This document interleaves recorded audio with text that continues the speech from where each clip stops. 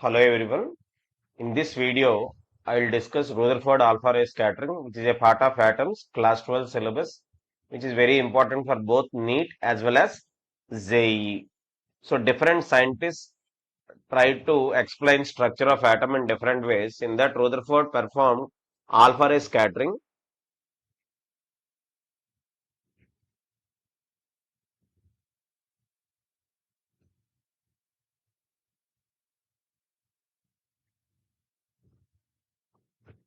So he took thin foil of gold. So if suppose this is gold atom, and if this is principal axis, what we are drawing, let this be line that is passing through the center of the nucleus.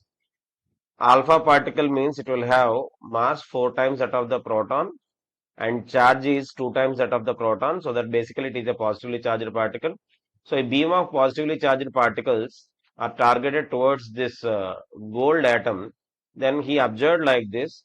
Some are passing close to this principal axis or get deviated, and let this be scattering angle, and some are very far from the principal axis, they left undeviated,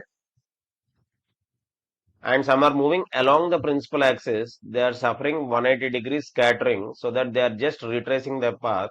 So with that he concluded like this: unlike Thomson model, as Thomson proposed it like this, positive charge is distributed throughout the atom, but Rutherford gave one conclusion like this: positive charge is distributed only at the center of the atom, and it was named as nucleus. And if suppose it is having protons of Z, number of protons, then its charge will be ZE. So based on this, what kind of questions you can expect means that first question what we can expect is distance of closest approach.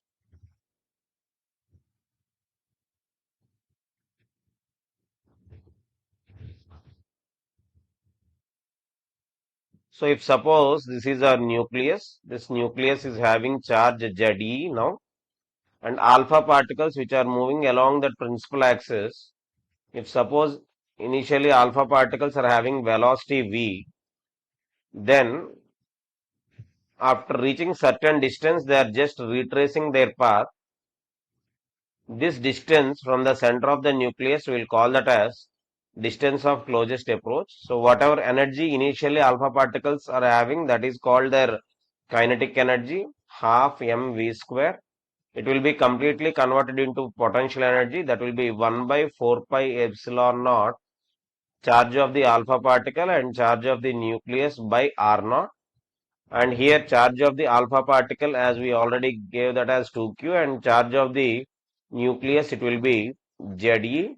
So that this equation we can write like this: from this half mv square will be equal to 1 by 4 pi epsilon naught into 2q into 2e. I can write, as it is a proton, now we can write that as 2e 2e into ZE by r naught.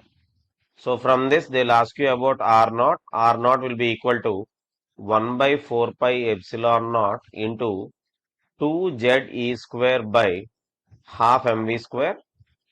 Sometimes they will give you in terms of kinetic energy, so that if they are giving the same equation in terms of kinetic energy, if so, that means if initial kinetic energy of the alpha particles is given 1 by 4 pi epsilon naught into 2ZE square by kinetic energy of the particles. And if they give accelerated potential, that kinetic energy will be q of the alpha particles into potential through which that alpha particles are accelerated. So if you know potential also, you can find kinetic energy. So they may give that accelerated potential so that you can find kinetic energy. From that you can find distance of closest approach, or else directly they may give kinetic energy and hence you can find distance of closest approach, or else they'll give you mass and velocity, so that, as you know, charge of electron, and they'll give you this atomic number, so that you can find distance of closest approach. This is one interesting and important model in Rutherford alpha ray scattering. And after this, they'll ask you about impact parameter.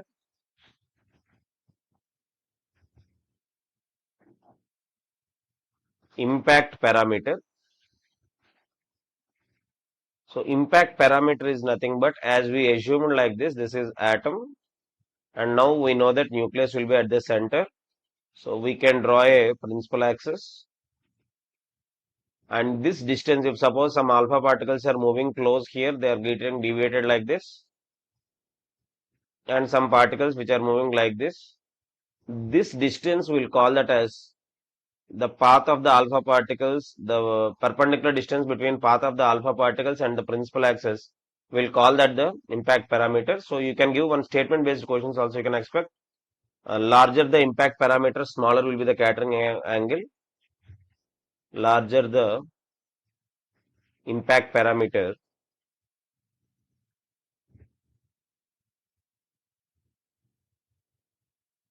smaller will be the scattering angle.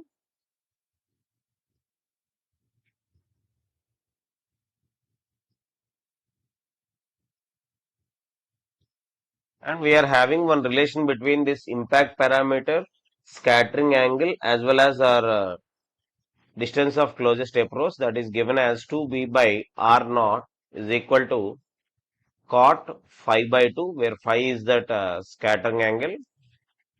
So using this relation also you can find scattering angle if you know impact parameter as well as distance of closest approach. And you'll have one more theory question. The particles are moving along the principal axis. We know that scattering angle is 180 degrees, but what is impact parameter means it will be 0. Impact parameter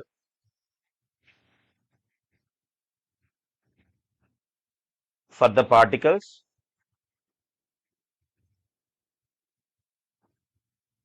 moving along the principal axis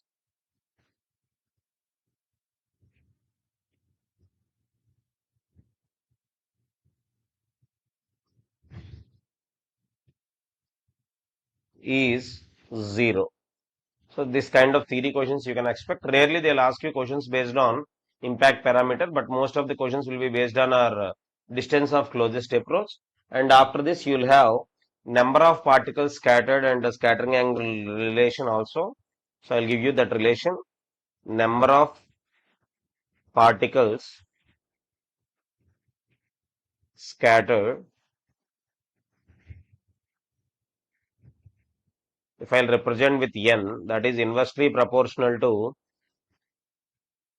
fourth power of sine theta by 2 or phi by 2, where this phi is called scattering angle. So rarely they will ask you questions based on this number of particles scattered and impact parameter, but you'll have some good number of questions based on distance of closest approach. I hope you all enjoyed this video. Just write down all the formulae and practice those questions based on these formulae. So it will be helpful for your both JEE and NEET. Have a great time.